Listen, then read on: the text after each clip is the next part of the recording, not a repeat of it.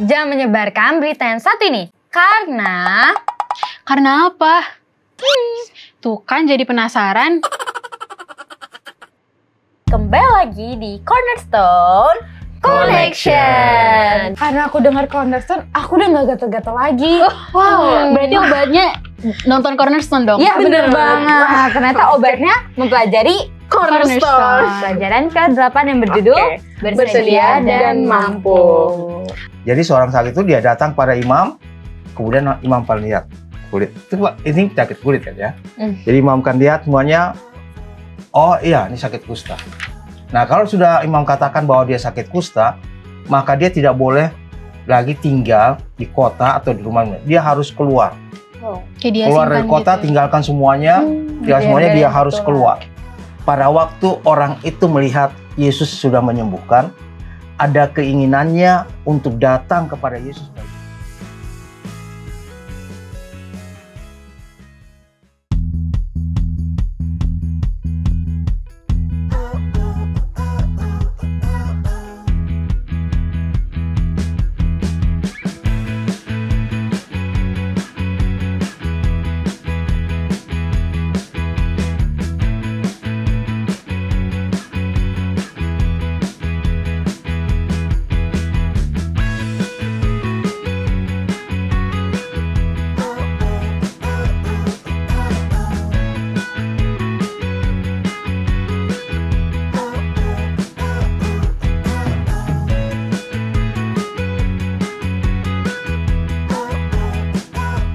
Aduh, gatel banget sih. Ayes, kamu kenapa kok garuk-garuk gitu sih? Ini loh, Kak Dea, Kak Feli. Aku tuh tadi makan kacang, terus kayak aku alergi gitu deh. Siang banget. Pasti gatel banget gak sih itu? Coba sini ya, Sako lihat. Wow, ini pasti gatel, panas, dan perih ya, Yes. Bener banget, Kak Feli. Tapi gak kusta kan? Enggak. Alergi biasa. Emang, minum obat sembuh tuh. Emang apa sih kusta? Kusta. Kamu tahu kusta? Tahu gak sih pelajaran kita sahabat ini tuh berhubungan sama kusta. Pelajaran Cornerstone kah yang kalian maksud? Benar. Iya. Pelajaran Cornerstone yang ke sahabat 8. Judulnya apa tuh? Bersedia dan mampu. Karena aku dengar Cornerstone, aku udah gak gatel-gatel lagi. Wow, berarti obatnya nonton Cornerstone dong? Iya bener banget. Nah, ternyata obatnya mempelajari Cornerstone. Pelajaran ke-8 yang berjudul Bersedia dan Mampu. Oh ya, tapi teman-teman semua yang belum punya buku Cornerstone kayak kita nih, boleh nanti dikontak sosmed HCI supaya nanti teman-teman semua bisa dikirim ya secara gratis. Oke. Langsung aja kita masuk ke pelajarannya? Boleh. Tak lupakan. Apa tuh? Pasti teman-teman kita nggak langsung dong Oh dapat iya, bukunya. ya benar juga. Jadi bisa baca di mana itu, Deh? Kita bisa buka Alkitab kita di Matius 8 ayat 1 sampai 4, Markus 1 ayat 41 sampai 45, dan Lukas 5 ayat 12 sampai 16. Oke. Siapa duluan baca? Aku. Oke. Aku dulu ya. Setelah Yesus turun dari bukit, orang banyak berbondong-bondong mengikuti dia. Maka datanglah seorang yang sakit kusta kepadanya, lalu sujud menyembah dia dan berkata, "Tuan, jika Tuan mau, Tuan dapat mentahirkan aku." Lalu Yesus mengulurkan tangannya, menjamah orang itu dan berkata, "Aku mau, jadilah engkau tahir." Seketika itu juga tahirlah orang itu daripada kustanya. Lalu Yesus berkata kepadanya, "Ingatlah, jangan engkau memberitahukan hal ini kepada siapapun, tetapi pergilah, perlihatkanlah dirimu kepada imam dan persembahkanlah persembahan yang diperintahkan Musa sebagai bukti bagi mereka." Ya.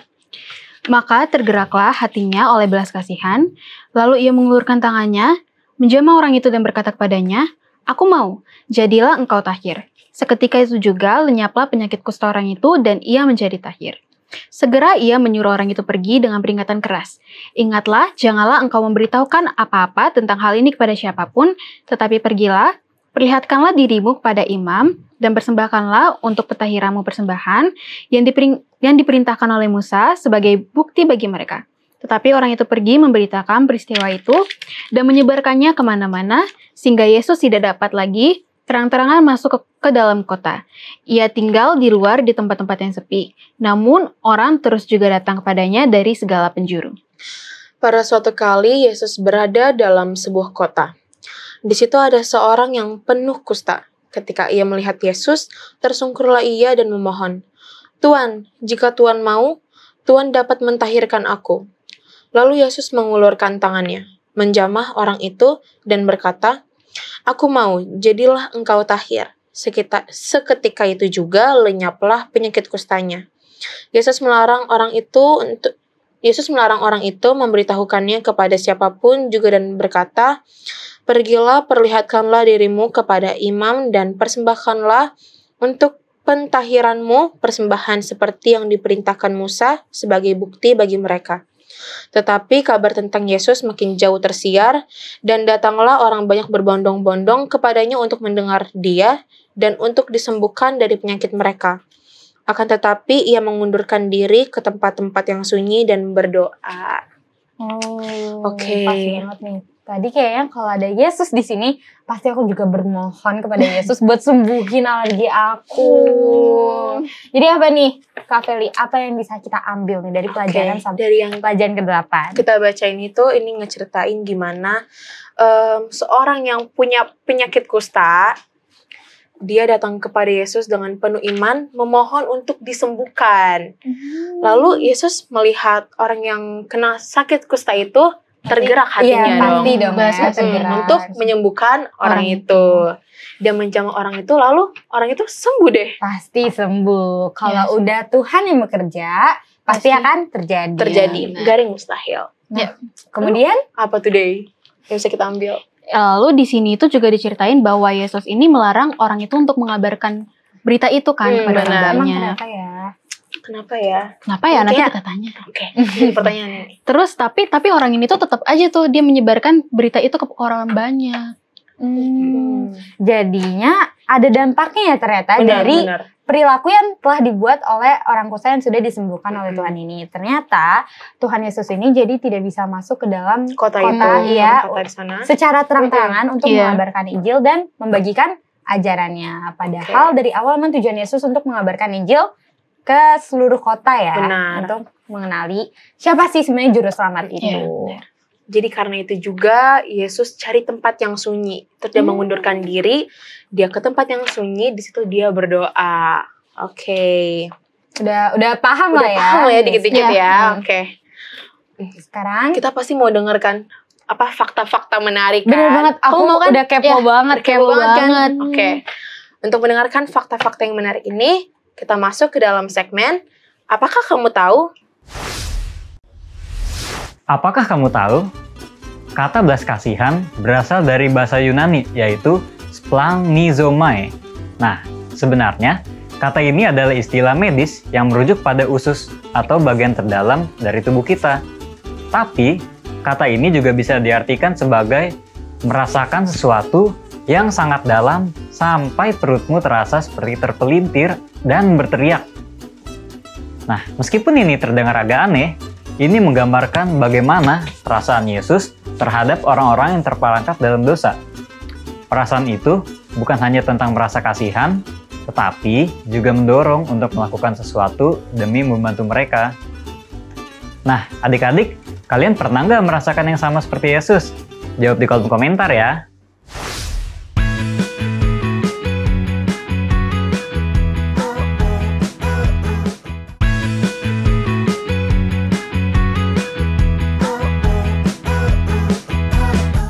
Kembali lagi di Cornerstone Connection. Program ini hadir untuk membimbing kamu mempelajari Alkitab lebih dalam lagi bersama Cornerstone dan Pendeta Debbie Tambuna. Shalom, Pendeta. Baik-baik, sehat-sehat semua ya. Puji Ya, Tuhan, sehat, sehat. Pendeta Pendeta. sendiri gimana? Baik-baik, sehat juga. Puji Tuhan. Nah, Loh Pendeta, tadi kita udah baca nih pelajaran kita yang ke-8 ini, judulnya yaitu bersedia dan mampu. Tapi sekarang kita mau masuk ke sesi tanya jawab nih sama Pendeta, karena kita kepo banget gak sih Iya, jawaban-jawaban udah dari pertanyaan yang udah kita menggebu-gebu. siapin. Iya, apalagi Ayes. Ayes paling Jangan kepo buru-buru gitu banget. dong. Oh, ada apa nih Kak Ferry? Kita baca ayat Oh iya, inti dulu. oke. Oke. Apa tuh ayat intinya? Ayat inti kita terdapat di Markus 1 ayat 41 sampai 42. Maka tergeraklah hatinya oleh belas kasihan, lalu ia mengulurkan tangannya menjamah orang itu dan berkata kepadanya, "Aku mau, jadilah engkau tahir."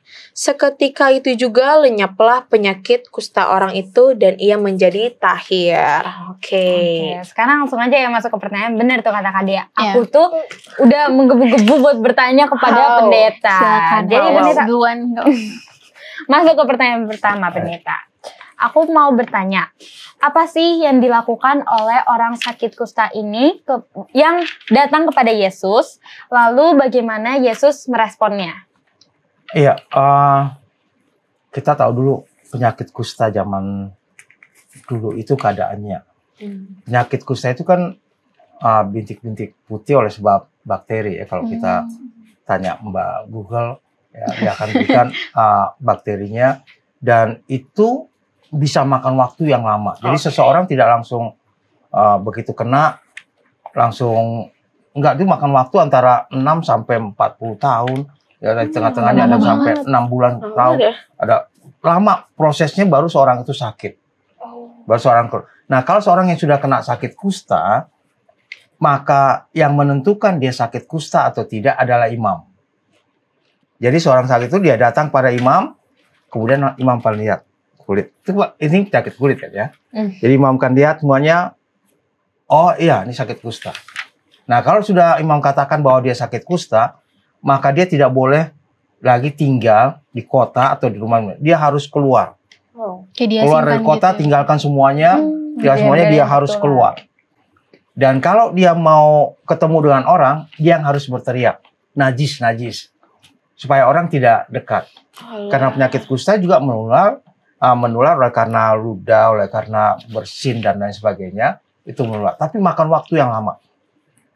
Dan kalau dia sudah kena, maka secara perlahan-lahan badannya itu akan digrogoti sampai tangan. Kalau kalian nanti search, itu ada orang yang ya kadang-kadang di pinggir jalan sering kita lihat kan, yang tangannya habis lah, kadang ada hidungnya lah yang udah bolong gitu kan, dan lain sebagainya oleh karena kusta, atau kakinya ya. Dan itu dimakan waktunya itu lama, pelan-pelan tapi pasti gitu loh.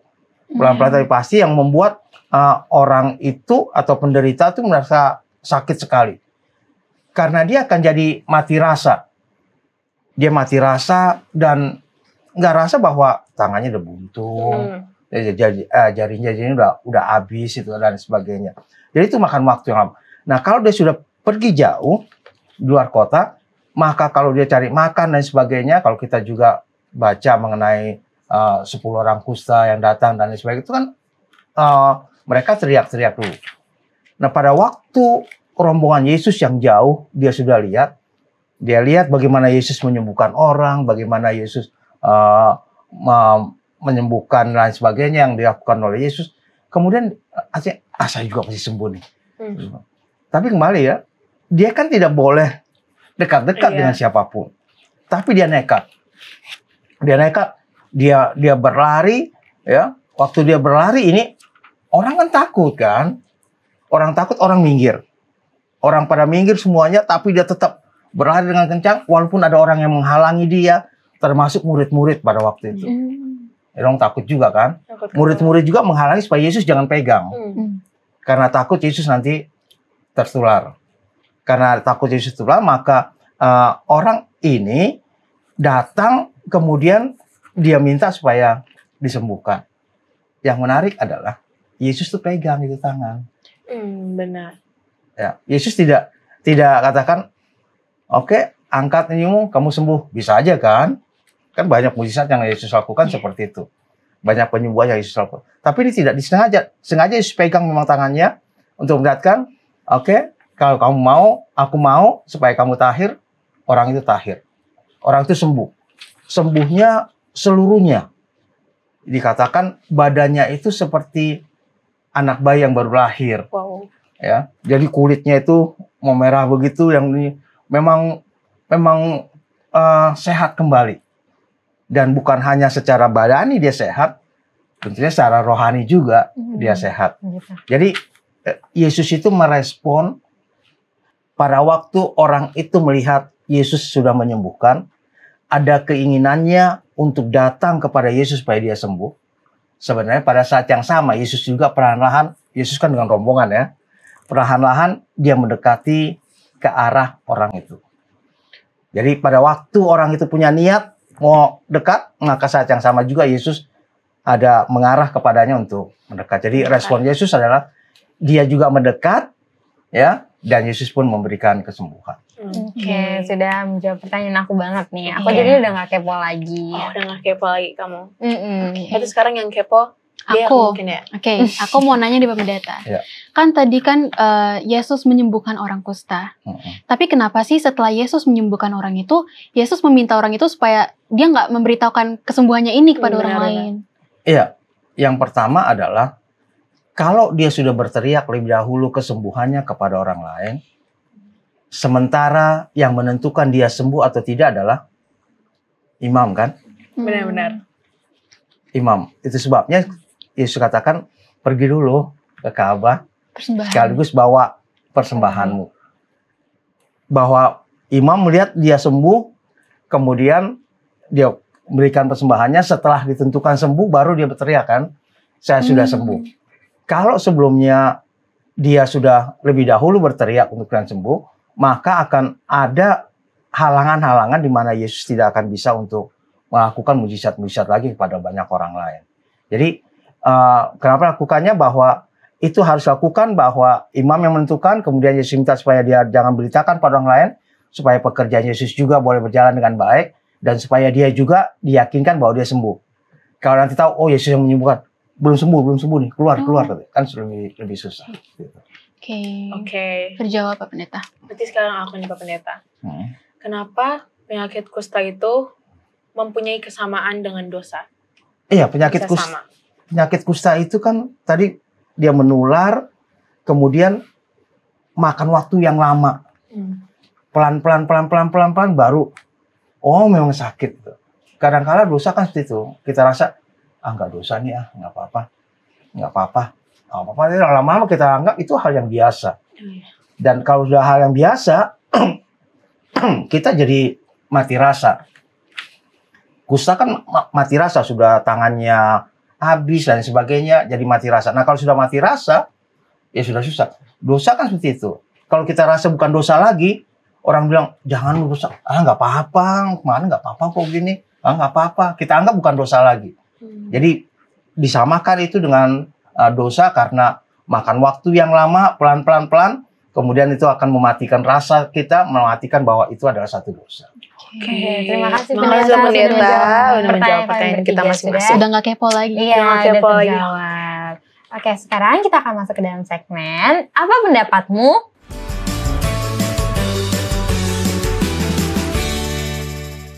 Perkenalkan, nama saya Miralda Rutmanina, biasa dipanggil Miralda. Sekolah saya berasal dari Makarios. Halo, nama saya Timothy, saya dari Sekolah Kristen Makarios. Nama saya Karen Valentiawan, saya bisa dipanggil Karen dan saya berasal dari Sekolah Kristen Makarios.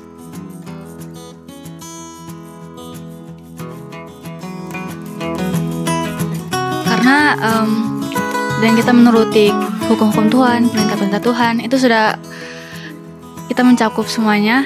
Kita sudah pasti akan melayani orang dengan rendah hati, kita sudah pasti akan memberikan bijaksana, kita sudah pasti akan memiliki pandangan mengenai cita-cita kita, dan yang terpenting kita sudah pasti akan menerima keselamatan jika kita memang menuruti, melakukan, menjalankan perintah-perintah Tuhan. Menurut saya saya akan memilih kita harus hidup selaras dengan hukumnya Tuhan. Soalnya dengan percaya dengan hukumnya Tuhan, saya merasa hidup kita akan baik-baik saja.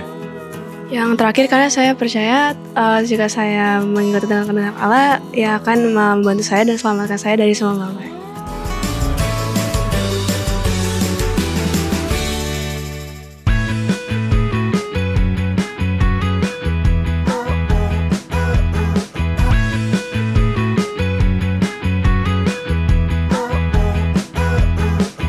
Kembali lagi di Cornerstone. Connection. Nah, jadi tadi kita sudah dengar nih pendapat teman-teman kita di rumah. That's right. Sekarang giliran kita untuk sampaikan pendapat kita. Oke. Siapa duluan? Boleh banget. Siapa nih? Aku. Ada ya. Oke. Jadi menurut aku yang paling sesuai dengan kehendak Allah itu adalah melayani orang lain dengan rendah hati. Sama, aku juga itu. Aku juga.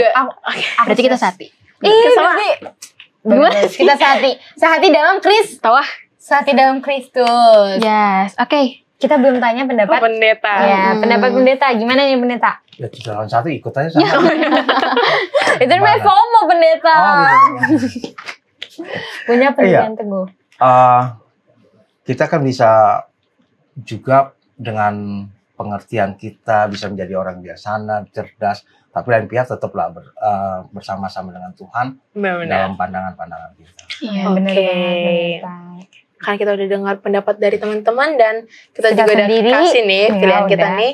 Sekarang tiba waktunya kita meminta Pak Pendeta untuk memberikan Kesimpulan. Baik, kesimpulan pelajaran kita bersedia dan mampu adalah bahwa cerita mengenai orang yang berpenyakit kusta yang mau datang kepada Yesus, sekali lagi dia mau datang kepada Yesus, ya, maka Yesus bersedia dan mampu menyembuhkannya. Siapapun itu, siapapun kita ini, latar belakang apapun kita, penyakit apapun kita, mari kita datang kepada Yesus. Seringkali kita merasa bahwa, sanggup nggak ya? Bisa nggak ya? Semua pertanyaan-pertanyaan yang membuat kita ragu. Tapi pelajaran kita pada saat ini memberikan satu kesimpulan yang sangat jelas. Pada saat orang berpenyakit kusta itu tahu bahwa Yesus yang selama ini sudah dia dengar-dengar bisa menyembuhkan, dia tidak peduli apapun juga, dia berlari menuju kepada Yesus, halangan apapun dia terobos, orang katakan jangan dan lain sebagainya, dia tidak perlu, dia terobos. Murid-murid coba menghalanginya juga, dia terobos. Pada saat dia datang dan tersungkur minta supaya Yesus menyembuhkannya, maka Yesus bersedia menyembuhkannya. Dia sembuh, dia pulih. Tadi kita juga sudah bahas dengan apa hubungannya dengan dosa. Seapapun dosa kita, sebagaimanapun besarnya dosa kita, pada saat kita datang kepada Yesus, Yesus akan memberikan pengampunan bagi kita. Jangan pernah takut datang kepada Yesus. Jangan pernah ragu datang kepada Yesus. Pada saat kita datang kepada Yesus, saat yang sama, Yesus juga mendekat kepada kita supaya kita lebih cepat datang dan bertemu dengan Dia. Jangan pernah takut untuk segala sesuatu yang kita alami. Datang dan larilah kepada Yesus. Hambatan apapun, sikat aja. Pokoknya kita datang, bertemu dengan Dia, dan Yesus akan memberikan kesembuhan bagi kita. Oke, terima kasih pendeta kasih, sudah pendeta. memberikan kesimpulan kepada kita. Nah. Sekarang waktunya kita minta pendeta untuk mendoakan kita yang ada di studio, teman-teman yang menonton tayangan Cornerstone, dan serta pelajaran yang sudah kita pelajari pelajaran ke-8 pendeta. Baik, kita berdoa. Allah Bapa dan Tuhan kami yang bertahta dalam surga, kami bersyukur karena pelajaran yang Tuhan berikan bagi kami. Kami bersyukur bahwa Tuhan akan memberikan kesembuhan bagi kami. Tuhan akan memberikan yang terbaik bagi kehidupan kami. Tuhan juga akan menuntun kami pada saat kami merasa lelah, pada saat kami merasa sendirian, pada saat kami merasa bahwa tidak ada orang lain, bahkan kami merasa disingkirkan. Dan kami lari kepada Tuhan, saat yang sama kami tahu bahwa Tuhan juga mendekat kepada kami. Terima kasih atas janji Tuhan untuk selalu bersama-sama dalam kehidupan kami dan memberikan yang terbaik bagi kehidupan kami. Pelajaran kami pada saat ini menguatkan kami agar kami boleh tetap bersama-sama dengan Tuhan dalam segala aspek kehidupan kami. Memberkati semua orang-orang muda dimanapun mereka berada, dalam pendidikan, dalam segala sesuatu yang mereka lakukan, juga yang sakit Tuhan berikan kesembuhan agar kasih Tuhan juga boleh nyata bagi mereka. Kami berdoa dalam nama Anak Yesus Kristus, Tuhan dan Juru Selamat kami. Amin. Amin. Baik, selesailah sudah pelajaran ke-8 kita saat ini. Semoga teman-teman yang di rumah yang mungkin mempunyai pertanyaan sudah terjawab semua di sahabat ini ya. Dan semoga teman-teman bisa mengikuti tayangan Cornerstone di ibadah sahabat selanjutnya. Baik, sampai ketemu teman-teman yang selalu setia mencari dan belajar firman Tuhan melalui Cornerstone Connection.